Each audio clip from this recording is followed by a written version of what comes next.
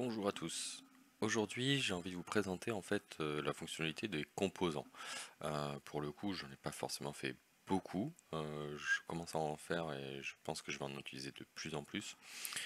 C'est la possibilité en fait de créer des contrôles que vous allez pré-paramétrer et qui vous seront possibles de réutiliser au travers de toutes vos applications.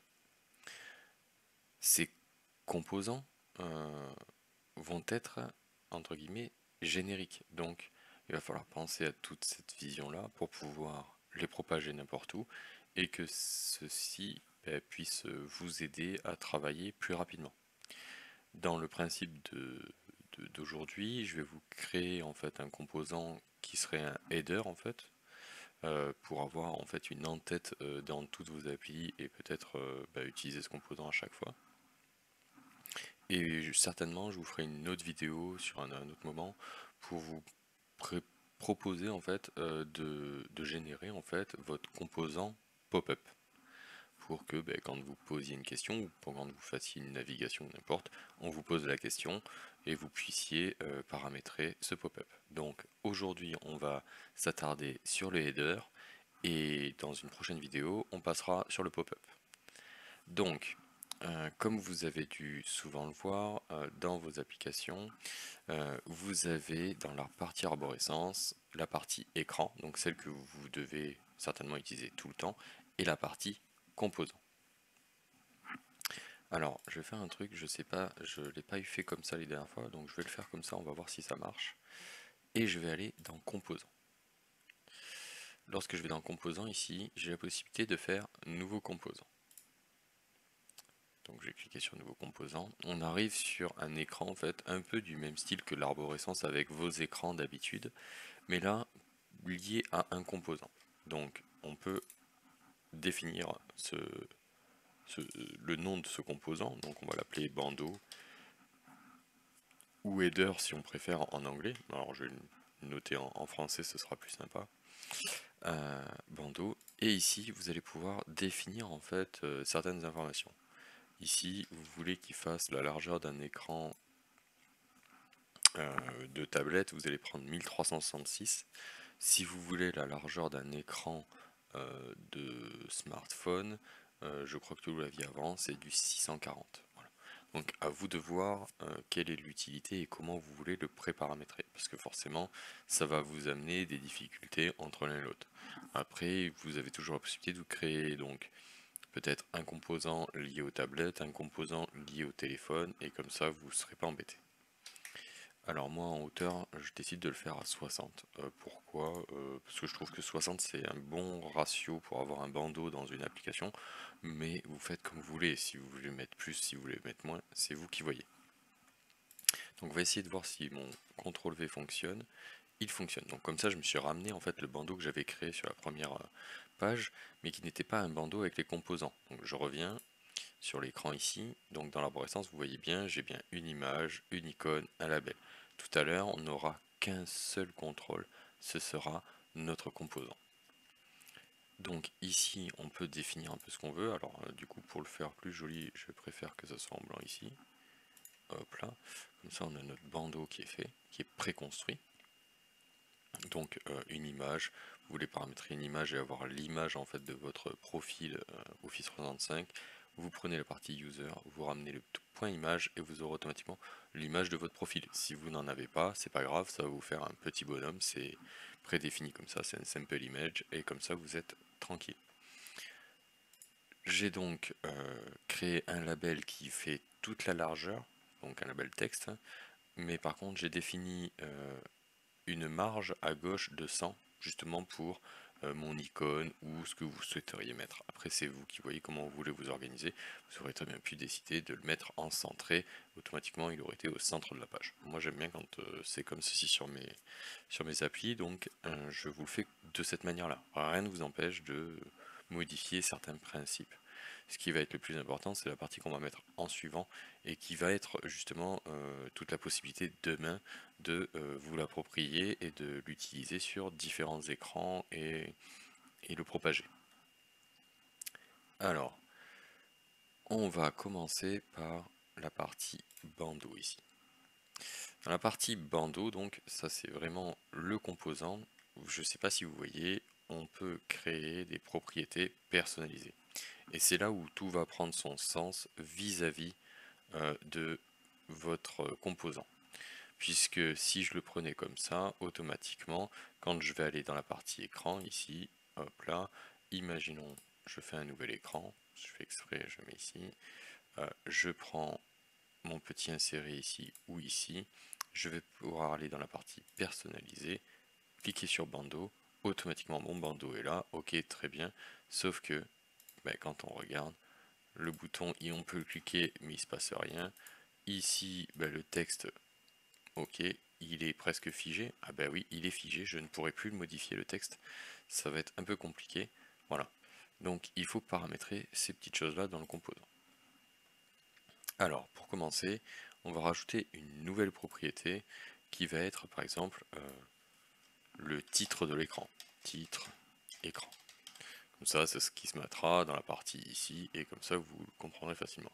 Vous pouvez rajouter une description, hein, nom de l'écran dans le bandeau. Allez. Ça, on a une petite info. Vous allez sélectionner le type de propriété, donc qui peut être de type entrée ou de type sortie, et nous verrons dans la partie pop-up, on activera un paramétrage en fait de PowerApps pour avoir une autre sortie qui nous permettra de jouer sur les variables de contexte. Et ensuite, on va jouer sur le type de données.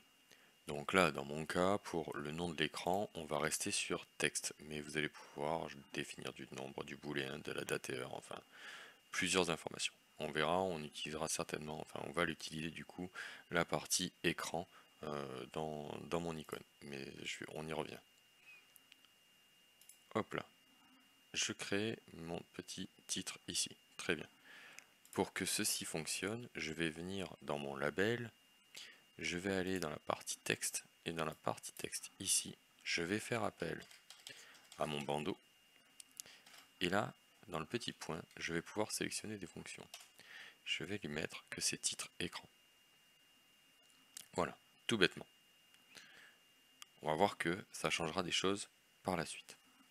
On peut même peut-être y aller de suite. Allez, comme ça c'est bon. Vous voyez, il est passé à texte. Et comme vous voyez ici, on peut définir un texte. Donc là, ici, si je me mets dans le titre, je vais pouvoir lui dire que celui-ci, il s'appelle test 2 écran 2. Voilà. Automatiquement, je vais avoir cette partie-là, et ce qui fait que si je crée un nouvel écran, je vais pouvoir rajouter encore mon bandeau, hein. Hop là, mais mon bandeau, je vais pouvoir y remettre un nouveau texte.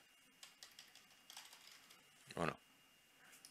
Faire entrer et le nouveau texte est là. Donc là, on commence déjà à avoir la possibilité de paramétrer un peu notre bandeau. Je vais supprimer cet écran-là. Hop là. Et on va garder celui-là, on verra après. Donc je reviens dans le composant. Une fois ça fait déjà, donc là on peut paramétrer le titre de l'écran.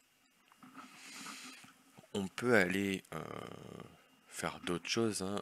Pour le coup, je me rappelle pas si je l'avais fait comme ça. On peut faire comme ça aussi. Dans la partie texte ici, donc on pourrait s'imaginer qu'on va créer d'autres variables pour voir d'autres informations. Après c'est plus complexe, on va le garder comme ça. Alors, on va essayer de faire un composant déjà générique qu'on puisse adapter partout, ce sera déjà top pour le commencement.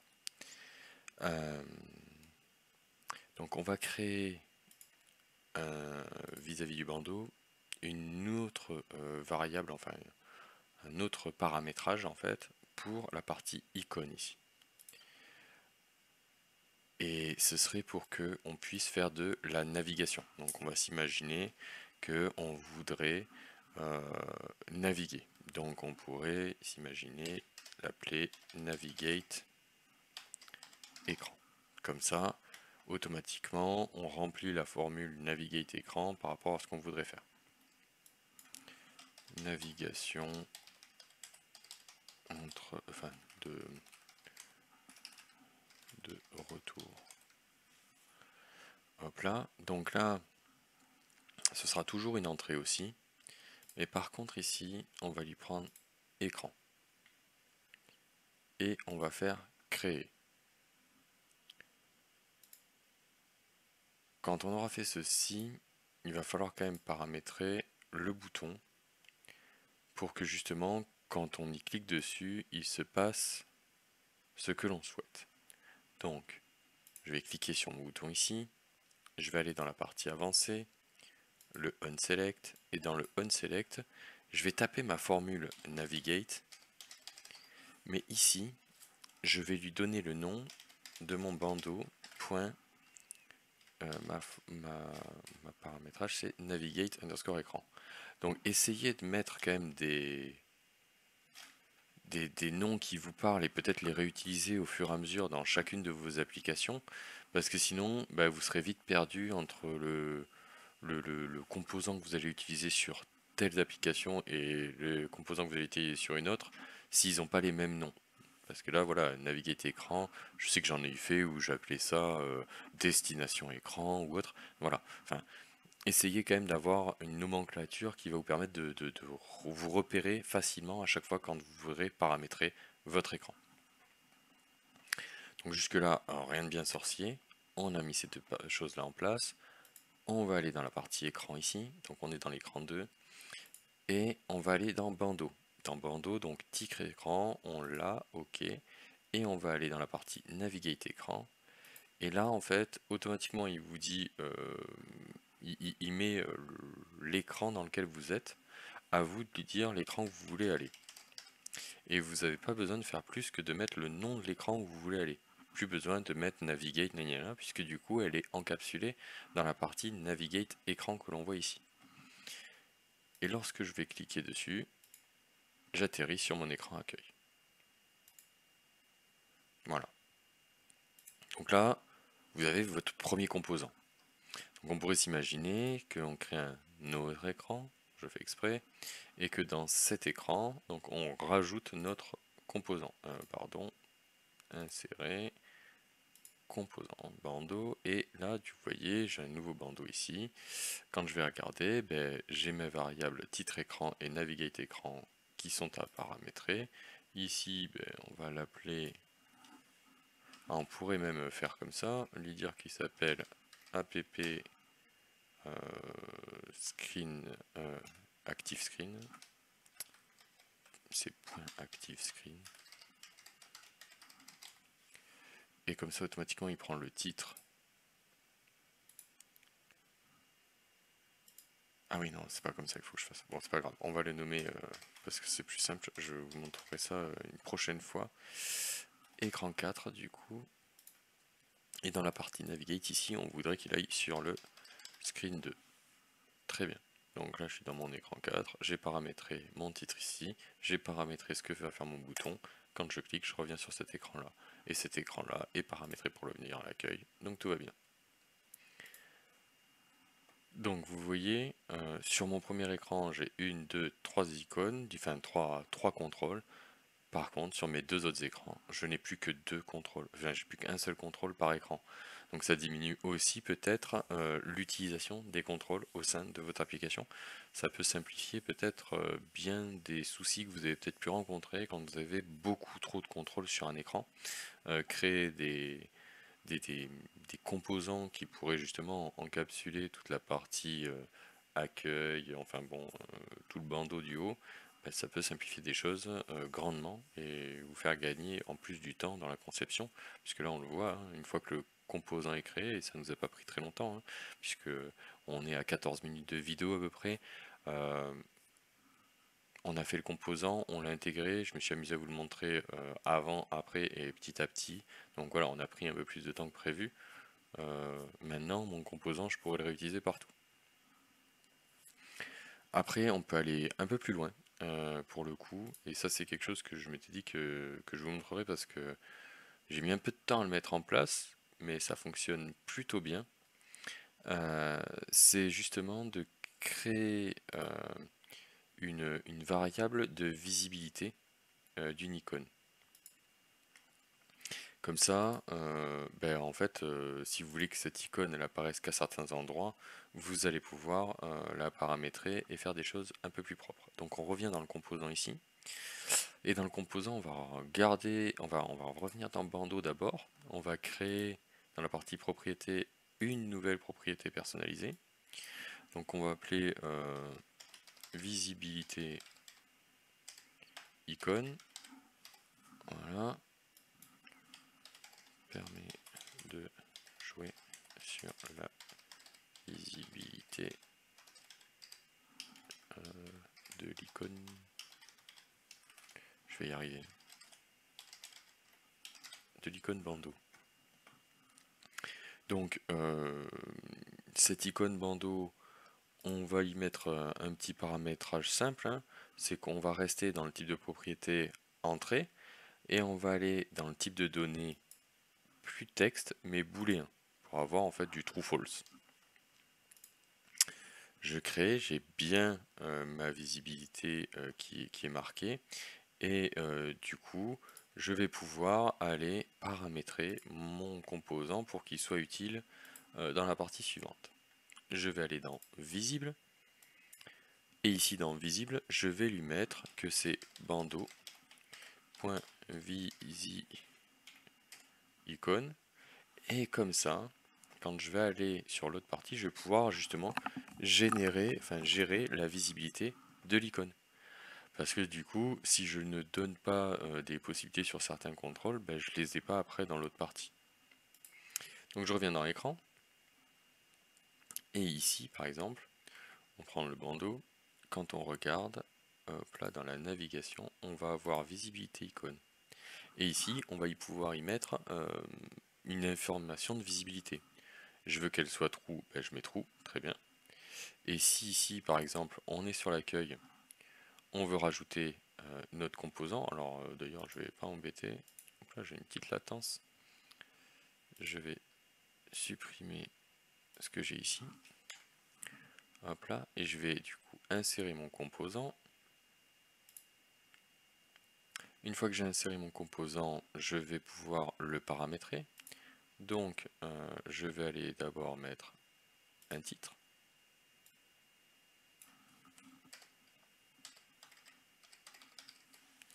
Je vais mettre accueil.